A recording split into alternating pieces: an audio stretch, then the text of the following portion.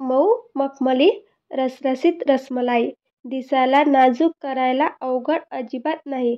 चला तर इथे मी मस्त गोड अशी रसमलाई रेसिपी तयार करणार आहे. चला तर रेसिपीला सुरुवात करूया. चला, मी इथे अगोदर अर्धा लिटर फुल क्रीमचं दूध घेतलेलं आहे. तुम्ही इथे गाईचं किंवा म्हशीचं हे पण वापरू शकता. मी इथे पॅकेटमधलं दूध घेतलेलं आहे. इथे 2 चम्मच व्हिनेगर आणि 4 चम्मच पाणी घेतलेलं आहे. आता आपण हे दूध गॅसवर मांडून देऊया आणि याचा छेना तयार करायचा आपल्याला, म्हणजेच दूध फाडायचं आहे. चला तर दुधाला उकळी आलेली आहे. दुधाला उकळी आल्यावर आपण या दुधाची वाफ काढून घेऊया अगोदर आणि गॅस कमी करून घेऊया. इथे मी सर्व दुधाची वाफ काढून घेतलेली आहे आणि इथे 2 चम्मच व्हिनेगर आणि 4 चम्मच पाण्यामध्ये सर्व मिक्स करून घेऊया.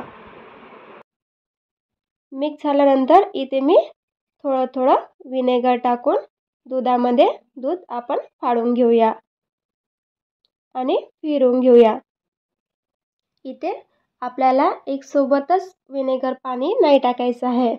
आपल्याला इथे थोडं करून हे व्हिनेगर पाणी मी यामध्ये टाकणार आहे, म्हणजे हळूहळू दूध फाटण्यास मदत होईल. इथे आपल्याला दूध फाटण्यास मदत होत आहे आणि आपल्याला छान याचा छेना तयार होणार आहे. त्यानंतर इथे सर्वात लास्टमध्ये सर्व व्हिनेगर आणि पाणी टाकून देते. चला, इथे आपला छेना तयार झालेला आहे. गॅस मी बंद करून घेते.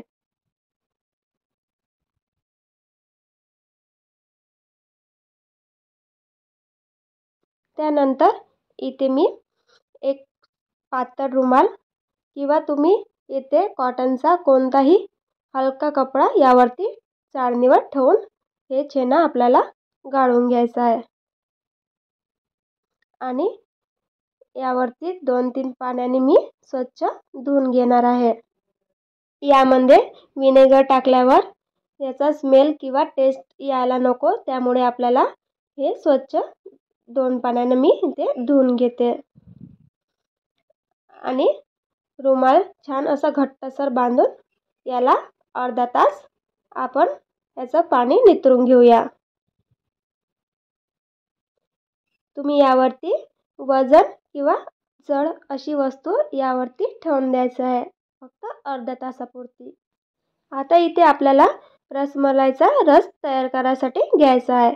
इथे मी अर्धा लिटर म्हशीचं दूध असं घेतलेलं आहे. त्यानंतर 1 वाटी साखर आणि कलर, फूड कलर आणि ड्रायफ्रूट्स आणि विलायची पावडर घ्यायचं आहे. अगोदर गॅसवर मी इथे दूध उकळायला ठेवते. चला, इथे दूध उकळी यायला सुरुवात झालेली आहे. चला तर इथे मी गॅस कमी करून यावरती 1 वाटी इतका साखर टाकलेला आहे. साखर आपल्याला विघळून घ्यायची अगोदर. साखरेला पाणी सुटते, त्यामुळे साखर मी अगोदर यामध्ये घालून घेतलेलं आहे. त्यानंतर इथे आपल्याला बारीक केलेले ड्रायफ्रूट्स यामध्ये घातलेले आहे. त्यानंतर इथे 1 चम्मच इतका विलायची पावडर मी घातलेली आहे आणि लागेल तितकंच इथे आपल्याला कलर, फूड कलर टाकायचा आहे आणि सर्व मिक्स करून घेऊया. फूड कलर आपल्याला पूर्णपणे विघळून घ्यायचा आहे. आपल्याला हा रस एकदम पातळ पण नाही आणि एकदम घट्ट पण नाही, इतका आपल्याला शिजवून घ्यायचा आहे.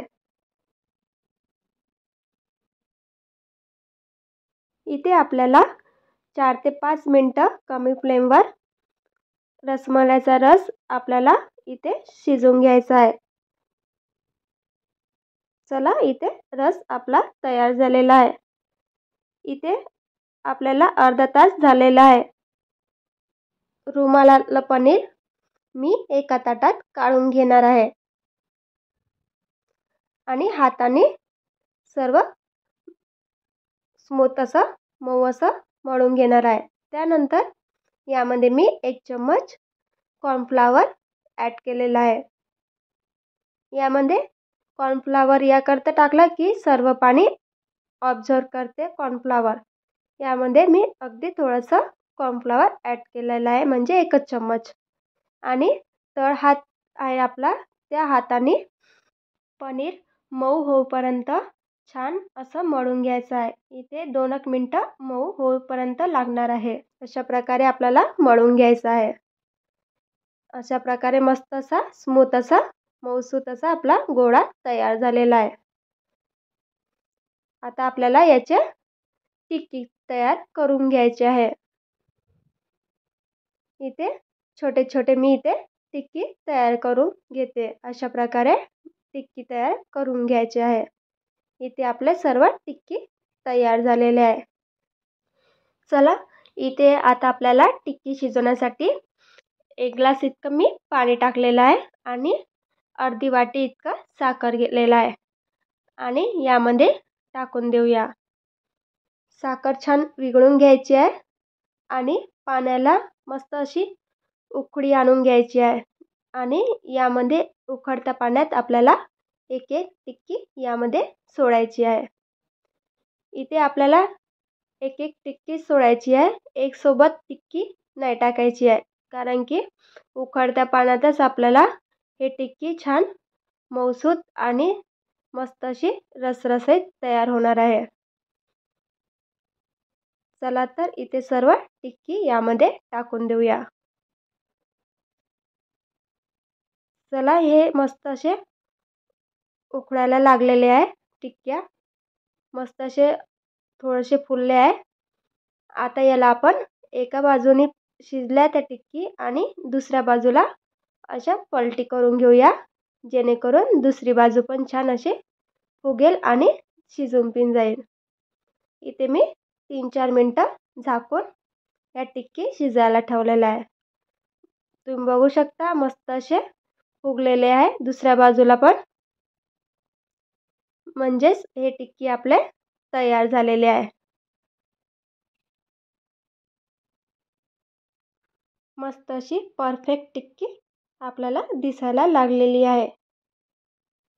चला, आता इथे मी सर्व एक एक टिक्की करून एका थंड पाण्यामध्ये काढून घेणार आहे. तुम्ही इथे थंड पाणी पण वापरू शकता किंवा कोमट पाणी घेऊन यामध्ये आईस टाकून सर्व टिक्की यामध्ये टाकून देऊया.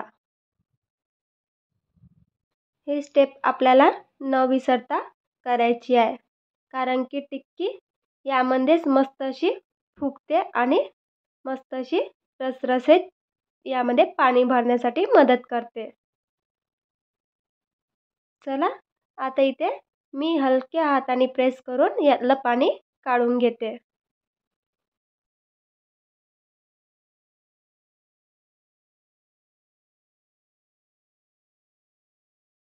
मस्त असे टिक्की आपले परफेक्ट झालेले आहे. एका बाउलमध्ये सर्व टिक्की रचून देऊया. इथे मी सर्व टिक्की रचून दिलेले आहे. त्यानंतर यावरती आपल्याला रसमलाईचा रस यामध्ये टाकून द्यायचा आहे. मस्त रसरशीत आणि मऊसूत अशी रसमलाई खायला मजाच वेगळी.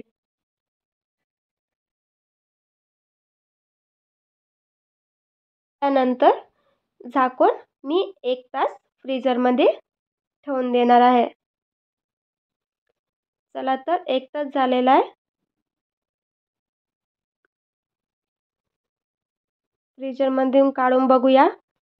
मस्त अशी थंडीगार मऊ रसरशीत रसमलाई, मस्त अशी नाजूक, खायला मस्त आणि करायला तर अजिबात अवघड नाही. तुम्ही नक्की एकदा ट्राय करून बघा. इथे मस्त अशी रसमलाई तयार आहे आपली. चला तर मी एका प्लेटमध्ये सर्व करते.